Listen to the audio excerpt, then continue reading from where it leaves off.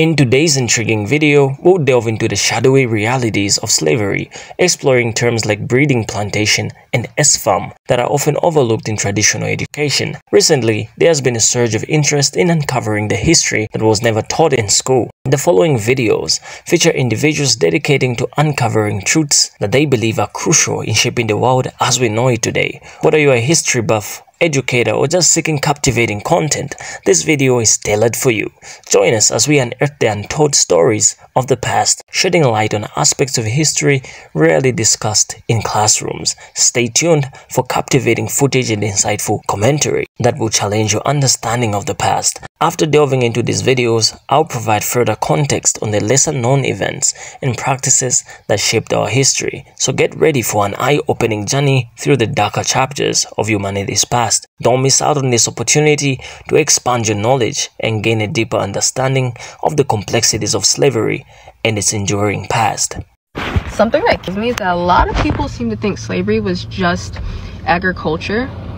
Y'all realize slaves were everywhere, right? I mean everywhere. And that one of the most profitable forms of slavery were breeding plantations. 1806, when taking slaves off the shores of Africa was made illegal, we had probably about 1 million slaves here in the United States. Within like 4 decades, there was 4 million. Now we know typically the ratio is 50-50, right? Men and women. So really, let's say that's 500,000 female slaves, and it turned into 4 million. Breeding plantations. By the time a woman was seen as mature, by woman I actually mean this is when they start to. At that point, they were ready to be produced. Now, when a woman gave birth to her pups, because we were seen as animals and they were called pups, typically after nursing, they'd be, sent off. You had some plantation owners who would say, hey, if you give me 5 on that 6, I'll let you keep them and I'll free you. Now, I want you to keep something in mind. African Americans were valued more than all commodities in the North and South combined. So what that is, let's put it into more money terms, right? You give me $5 million, I'll set you free with a child. $5 million, I'll set you free with a child. That's really what that is. And there's not an actual price that was put on, person by person, but that's really what it is. Like, that's what it is. They knew that we were an extremely high value person. So something that's also interesting too is that the term mother, where does that come from? Breeding plantations. Not only would slave owners forcibly impregnate slave women, they would also force other slaves. And in order to make sure that nobody knew, because if you saw that you were with your brother or sister, you're probably not going to be able to get an arrest.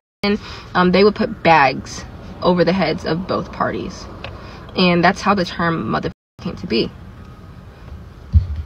Now, something else to add on to this, because we're going to bring Christianity into the mix. Thou shalt not, right? But that's other humans. And because we were not seen as humans, it was perfectly fine to kill us. So just think about it. If you're an African American, we came from such a small group, about 350,000 people. And now look at how many there are of us. Which in my eyes is like, hey, that's a reason that we need to stop being so divisive within our own community.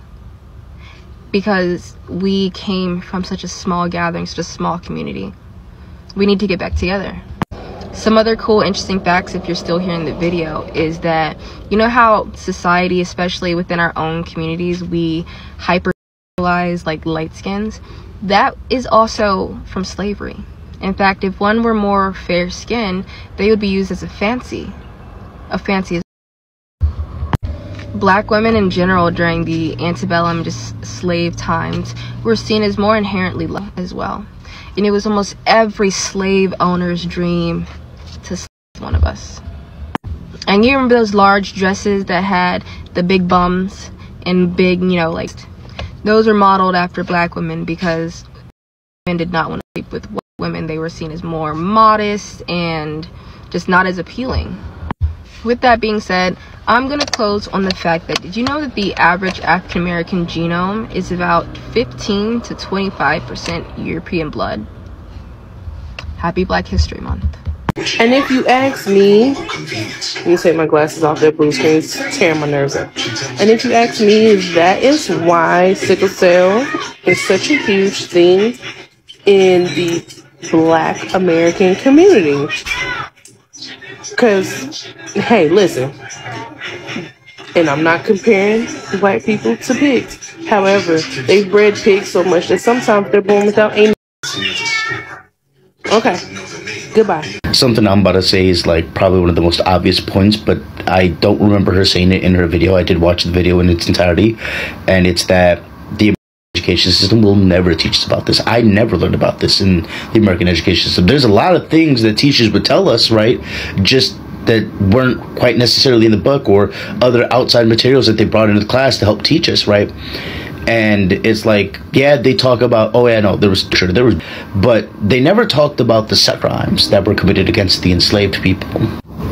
And another reason why I believe people wouldn't believe breeding plantations were real or even think about breeding plantations at all is the way in which we have structured the beauty standards of America and the way in which we have even taught the history of slavery here in America. And it really reinforces this idea that the slaves were not really wanted, even though they were very much necessary to get the work done.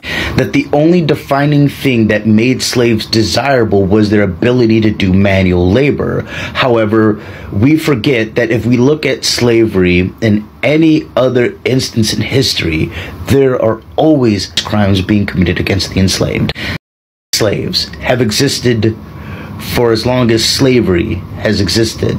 But because the way I believe, at least in my opinion, right, I believe that the way the educational system teaches about slavery, teaches about the way which the dynamic worked, this superior and inferior, right,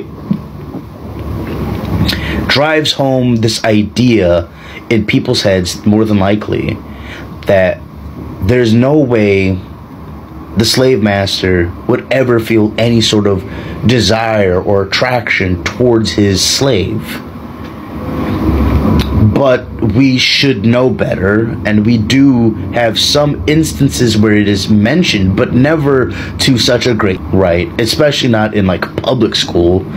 And if we were to put like a third reason as to why people don't think about or want to think about the breeding plantations is because anyone who's well-adjusted doesn't want to think crimes, right? No one wants to think about stuff. Nobody wants to think about those things, right? If they're well-adjusted. Well-adjusted people believe that the slaves were only ever whips, and that's the only major suffered, right? But that's simply not the case, and we know that's not the case. However, if you're well-adjusted or you just don't want to think about it, you're not going to let your mind go to that depth of darkness to really understand the true disgusting nature that goes on behind the minds of people who can enslave another people. I want to tell a story that's not super mine to share. I'll send this to him before I post it. I'll send it to him. My dad was born in 1962 in Tallahassee, Florida. His mom was Nettie B. When Nettie B one day took my dad into town, he was about 7 months old. She was shopping around and some lady came up and started complimenting my dad, saying like, oh, he's such a big boy. Oh, he's such a pretty boy. And he was real light. Melanin sometimes takes a minute to come into being. And he was real light and he was fair. And this lady just starts complimenting and coming up to Nettie and just being too close.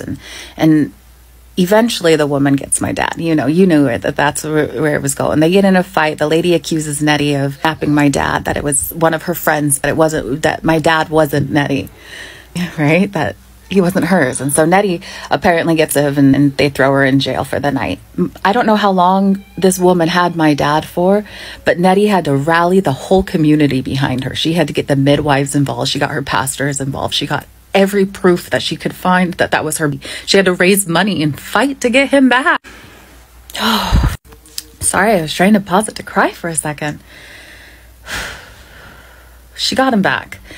And what this did is that my dad wasn't allowed out. My dad As he got older, the only times he was allowed out of the house was for football.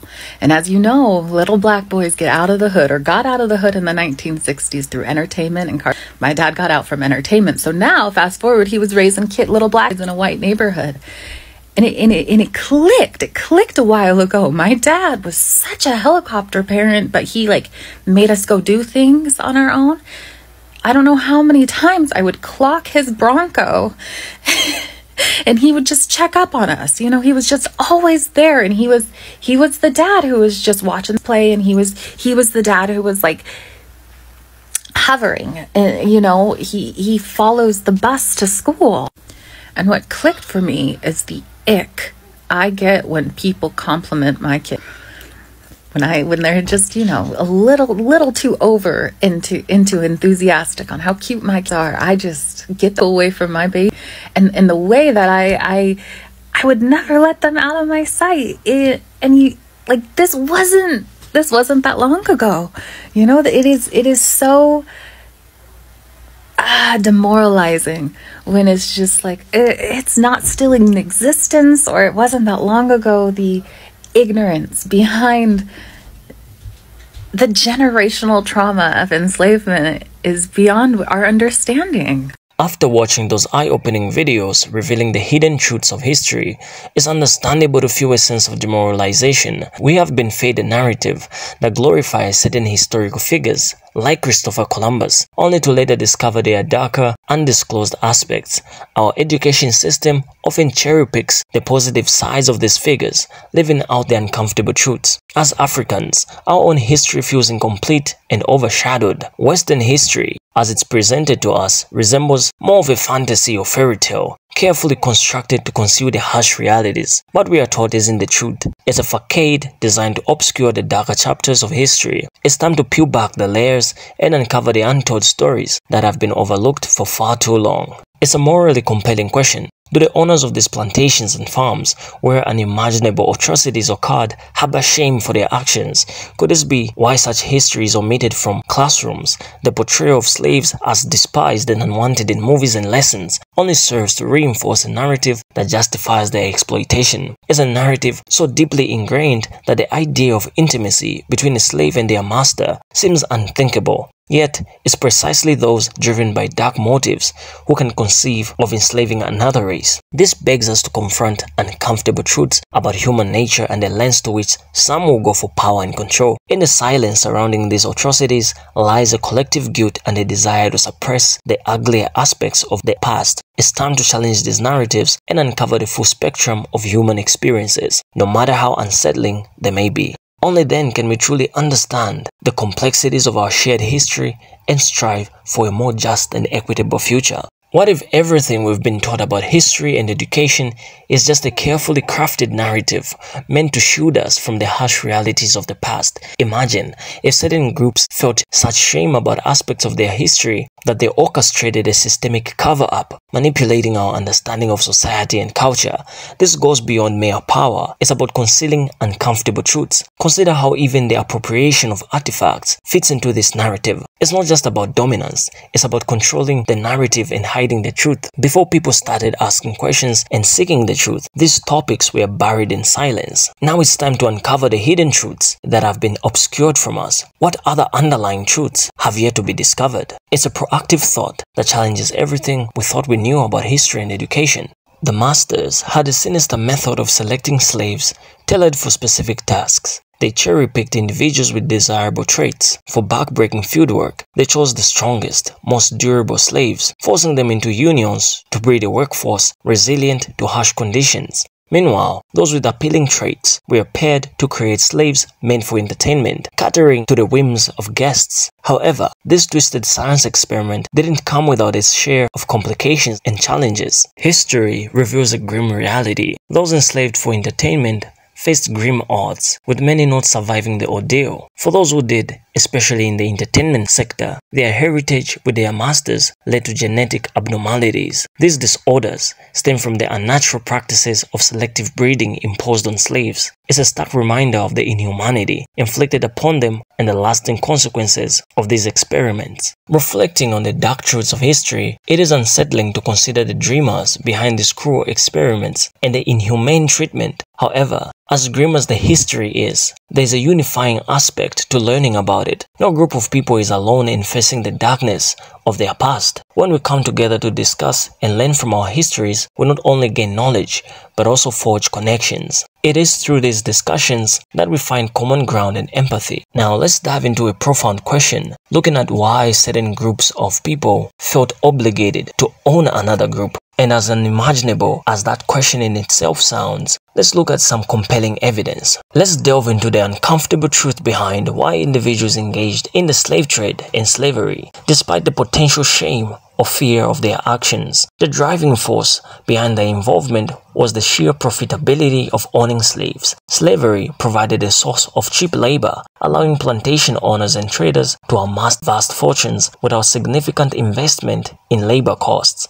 Essentially, it was like running a business where workers toiled for free, offering the most cost-effective form of labor imaginable. This exploitation of human beings for economic gain fueled the expansion of industries like agriculture and textiles, driving economic growth and prosperity for some at the expense of unimaginable suffering for others. To fully grasp the magnitude of this profitability, it is essential to consider the staggering wealth accumulated by slave owners and traders, as well as the profound societal and economic impacts of their actions. The legacy of this profitability still resonates today, underscoring the enduring consequences of the slave trade and the urgent need for reconciliation and restitution. And I can't help but wonder, because in history we learn that some of these people came as missionaries. And when I say came, I mean here in Africa, they came as missionaries.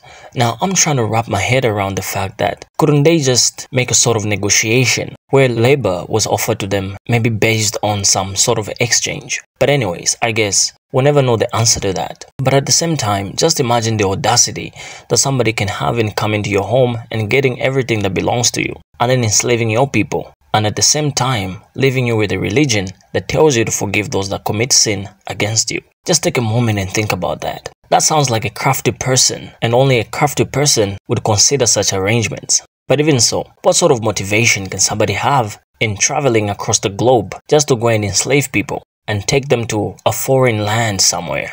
The audacity of the reasoning or the motive behind that is mind-boggling. Just imagine waking up one day and deciding to become a people owner, to subject them to unspeakable atrocities. But what happens after the deeds are done? How does one reconcile with their humanity, knowing that they did such horrors? The thought of direct descendants of historical figures grappling with their ancestors' dark legacies is deeply unsettling. In a society where some must confront the unsettling truth that their great-great-grandparents were slave owners, the implications are staggering. It raises profound questions about accountability and the enduring legacies of historical figures. As we close this eye-opening journey into the hidden truths of history, let us reflect on the profound impact of confronting the darker chapters of our past. As we continue to explore, discuss, and learn from our shared past, let us remain committed to building a world where the echoes of injustice are silenced and the lessons of history propel us towards a brighter tomorrow. Thank you for joining us today.